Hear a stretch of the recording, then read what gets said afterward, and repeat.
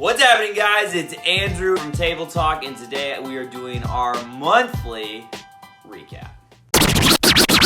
Alright, guys, so I'm going to go over a couple board games I played this month and give you guys my thoughts, give them either a yay, nay, or a maybay, depending on if they are for sure getting in my collection or staying there on the edge or not. And even if they're not, they could still be a good game. Even if they are, they could be a decent game. So I'll give my ratings too.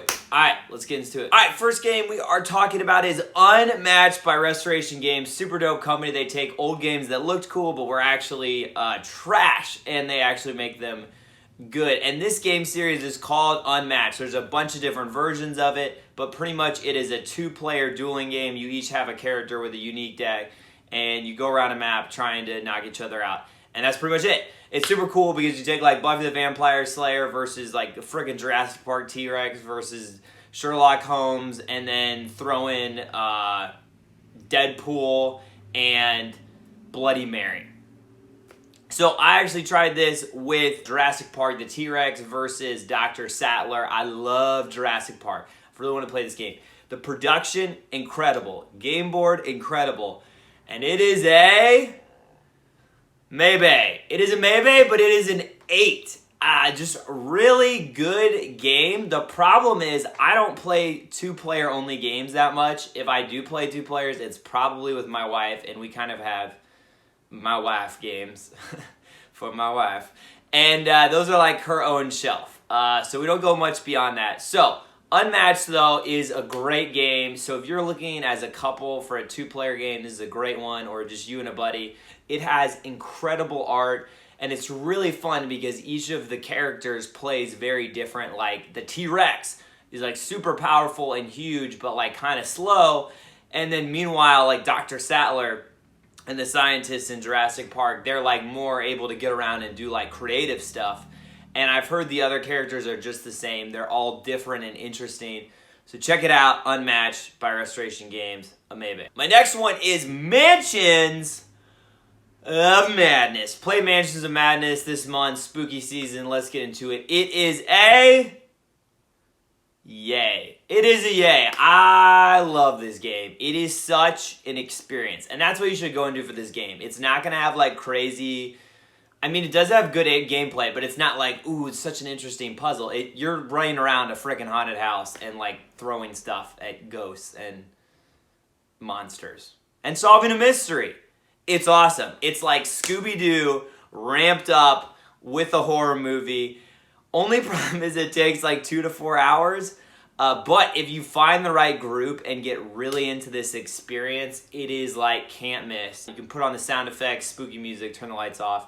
It's great. Mansions of Madness. It's a yay. Next game I play is found in Target. Super, super cute. It is called Doomlings. It's about a bunch of little genome, little blob things, and they're trying to survive the end of the world. And it is a 3, 2, 1. It's a nay. But I would give it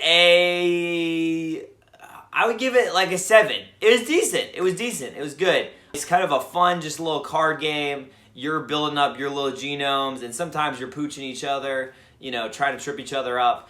And so it's just one of those fun games, really cool art. My friend got like the deluxe version, but just the normal version has cool art too.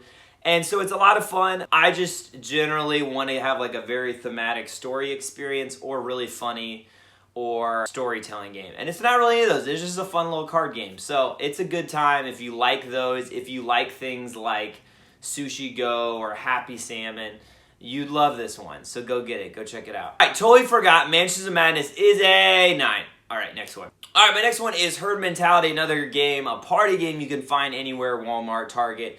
And it is a yay. This game slaps. It is so underrated. I know like most board game YouTubers don't talk about party games because they're like, whatever, party games. But they're fun, and you can play them with literally everyone. Like, if you have a fun group and you're just hanging out, you're probably not going to get them to play Architects of the West Kingdom or even like Catan. A lot of the times, that's what I run into. And so it's just a party game. And a lot of times a party game, people don't really want to think, and they just want to have fun. And this game delivers that. I feel like no one talks about it. but it is hilarious. It is simply a question is asked, and you want your answer to be in the majority. And it's great because literally after every round, there's like discussion of like, oh, I thought it was going to be that. Oh, I can't believe you wrote that. High-fiving. And then whoever is not in the minority, if you're the only one, you get the pink cow. And it's hilarious because no one wants it, and everyone's just dunking on the dude that got the pink cow. It was so funny playing it with my friends. They requested it back, and they're friends that don't even like board games. Check it out. Herd Mentality, a yay. And I would give it, man, I would give it an 8.2. It's a party game, but it's a great one. All right, next game is Maybays. Tom Vassell, the Dice Tower, talks about it. A lot of people talk about it. It has that mechanic of Catan. You have a bunch of spaceships, and you just roll 2 dice, and then based on what you get on the dice, you get stuff from your ships. It's that kind of game where you're just getting more and more resources and getting better ships. If you like that upgrading, be a great game for you.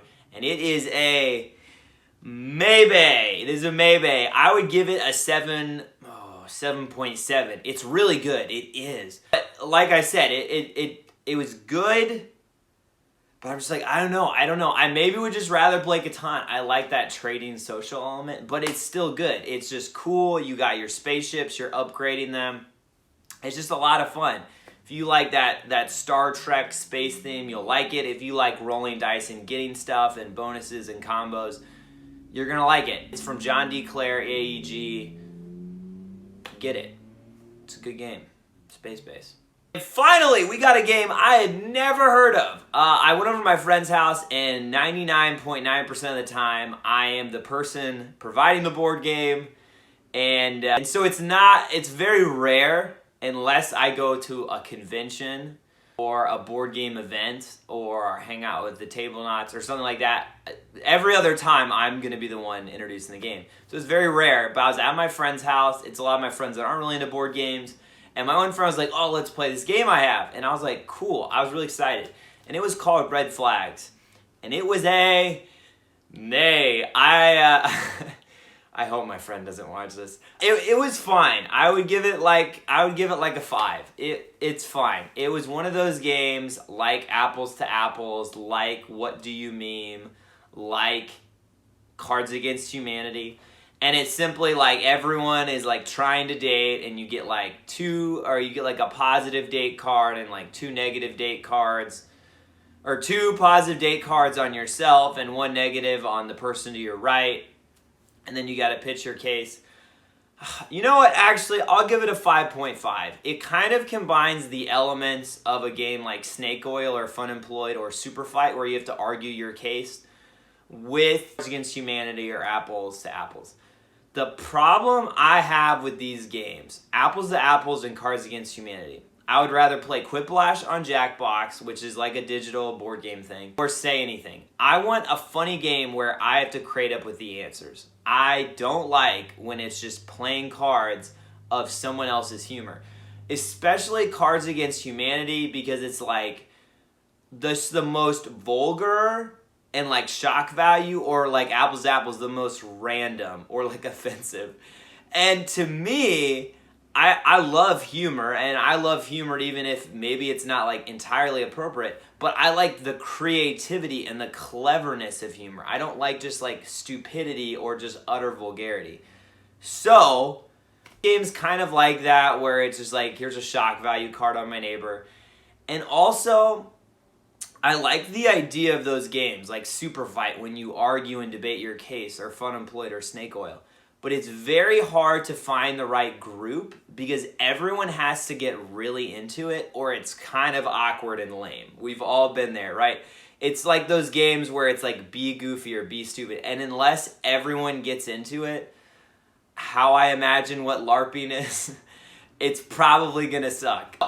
Anyways, that was kind of my tangent on those types of games. I like party games that bring humor because of what you're doing, not because of the cards you get that just tell you what to say. Or I like them to bring discussion. And it was neither of those, but it was kind of a cool combination. With all that being said, I'm going to catch you guys on the flip side.